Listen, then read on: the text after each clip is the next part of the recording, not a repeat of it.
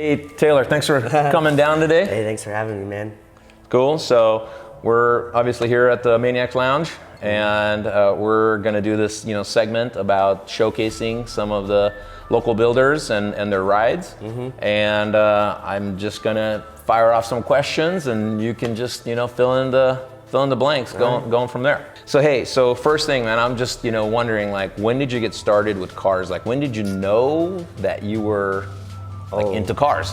So, probably like any young kid, like Hot Wheels cars were my first probably like collection and passion, that I was just getting my hands on whatever I could. And then Legos, I loved building stuff, but I would never follow the directions with the kit. So I just would try to make a car if I could. That, and then my dad, between my dad and his two brothers, they've had enough cars over their lifetime to fill up a super Walmart parking lot. So I've always just had cars in my life. So you're kind of around it. Yeah, and my uncle would build hot rods, and my dad always would have a new truck or a new project he was working on. So it was gonna be impossible for me to hide from that passion of being a gearhead or just a car lover. Well, that's funny that you mentioned that you did the Lego stuff and you never followed the instructions and built other things out of it. Yep. Just totally evident with what we have sitting behind us, obviously. But before we get to that, let's talk a little bit more about maybe some of your early projects. Yeah, so it probably goes back to before I actually had my first car. My dad and I mainly my dad. Did you even have a driver's license at the time? No, I didn't. I didn't have a driver's license. Right. But we started with golf carts, of all things. We would go to a local country club and go look at the bulletin board before Craigslist and stuff, and you'd go look for hopefully a gas golf cart that somebody was wanting to get rid of. We'd tune it up, fix it up, and then just sell it for a profit. I bought an already built truck that was it was a fully shaved custom paint job on airbags and stuff, and it was a good start, but it needed some work done to it.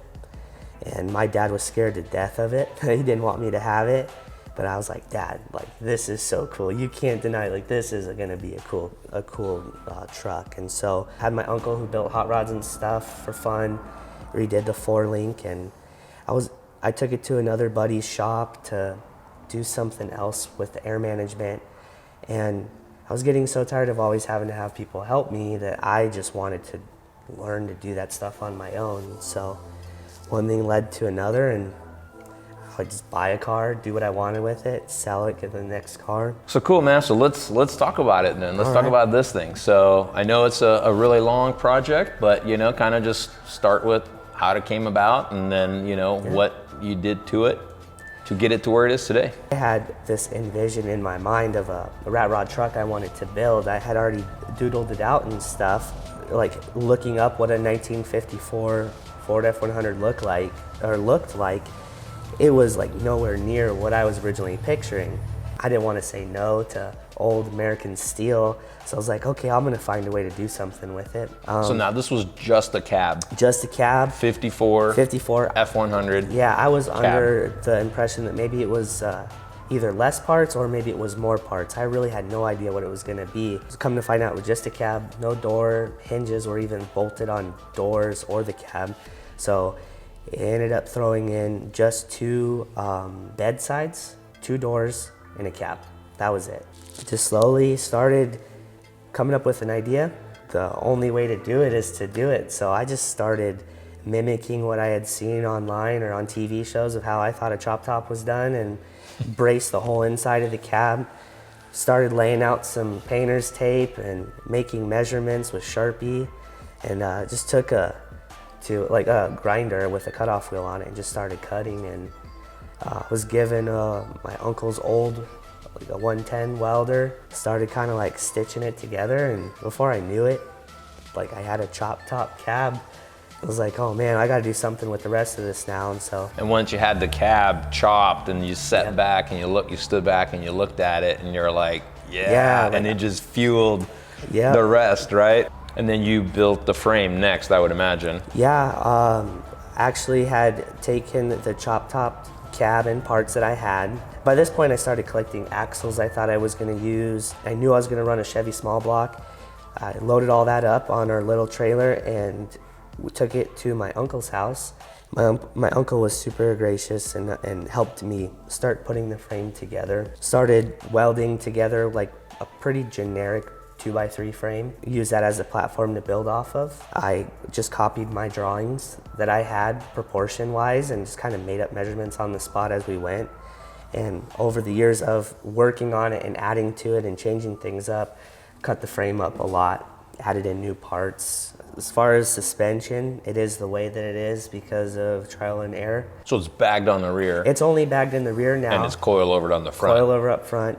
It's able to lay out pretty hard, but still lift itself up enough to clear speed bumps. I'll scrape on them occasionally, but that's the point of it. It's built to It be pretty low. much sits on the, like. Yeah, and had to figure out how to center everything and put it back together. And then you said you wanted to put the radiator in the back. You wanted to do that because that was just something you had in your head that you wanted the Yeah. front to stay clean. And was So, that maybe honestly, again off-road? Like, was off-road inspired? Definitely Or what? is a good excuse that it was off-road inspired. That was part of it. The other part of it is this rat rod truck that I wanted to build in my head was a much older vehicle, was going to be like a 30s or early 40s. So to me, the proportions of how wide the cab was, it didn't really come to a point.